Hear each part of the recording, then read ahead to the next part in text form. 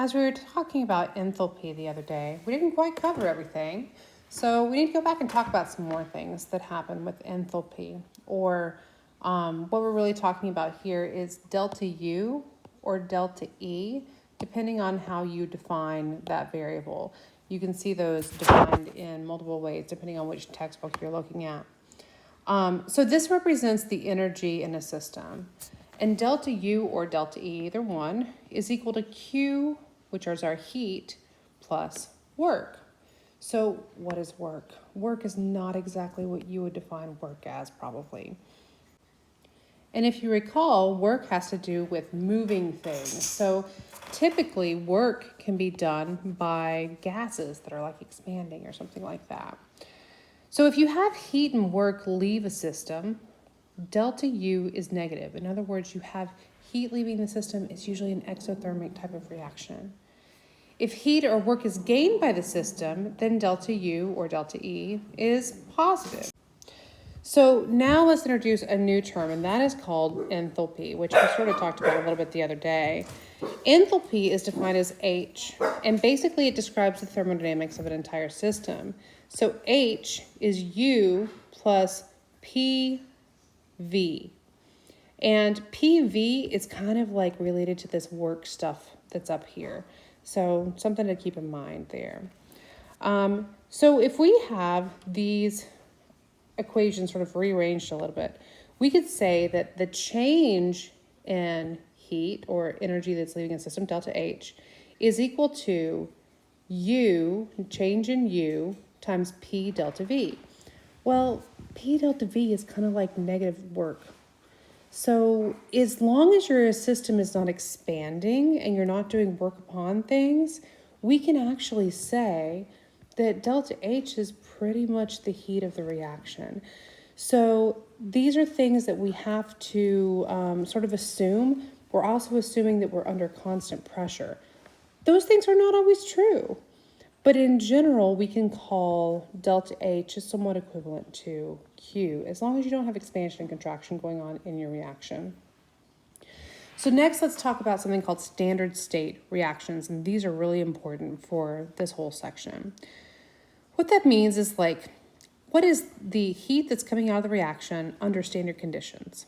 And those standard conditions are applicable for both the reactants and the products, and it's typically 1 atm and 298.15 K. So that's not to be confused with 0 degrees Celsius, which is 273.15. This is 298.15. And the standard state we denote by this little zero sign that's way up top, just like you would have on a Celsius. And that little knot is what we call it, a knot, means that you've got a standard state right there. There are charts and tables available for all kinds of reactions. If you're using the OpenStax text like we are, there is a Appendix G that has a huge amount of this information. And I would expect that you would probably have that information at your disposal in any type of homework, quiz, or exam situation. But you need to know how to read those tables still. And it makes a difference in those tables if you're in gaseous form, if you're in liquid form, what kind of solid state you're in. So all of those make a difference. Sometimes we normalize a reaction, so the coefficients are not given as whole numbers. And we do that just to add things together. You'll see what I'm talking about more in the next video than you will in this one.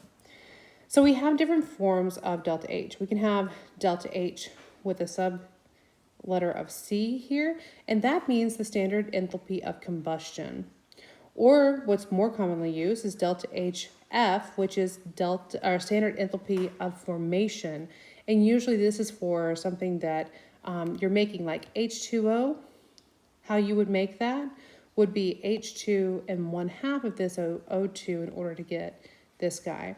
Well, now realize that what we're trying to do here when we give the standard state of formation is we're trying to give the standard state for 1 mole of whatever this is.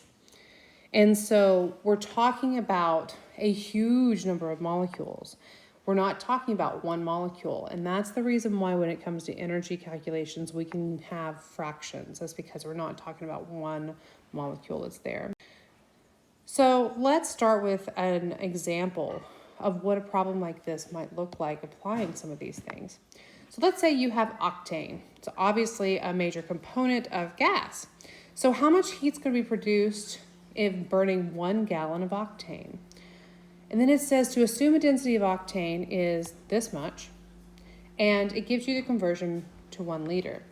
And we're also given the balanced equation, but it's weird because we're doing this so that the 1 mole of octane is just given as a 1, which means that we've got a fraction here, and that is okay in these types of reactions. As a matter of fact, if you see that there's a 2 here, you're going to end up dividing it because you end up having this be larger anyway. So the math is going to work out. Don't worry about it.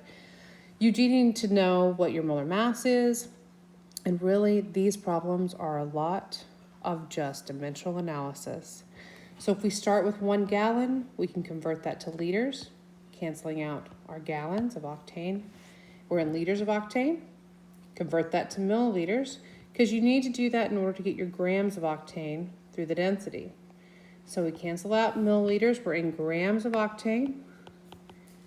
And now we can go from grams of octane to moles of octane. And from moles of octane, that's when we can tell how much energy we get, because this is coming from the balanced equation. And we get a huge number. And so you have to watch your sig figs here. Don't give too many. We've only got 3 sig figs, so we get this. So in other words, you get a lot of energy out of burning 1 gallon of octane, and that's why it's used and has been used in combustion engines. Okay, hang around for the next video, because Hess's law is one of the things that people get a lot of confused on, but I actually think it's a lot of fun. So if you can look at it as fun and like let's play a game, it's going to make your life a lot easier. So I hope you check that out too. Thank you very much.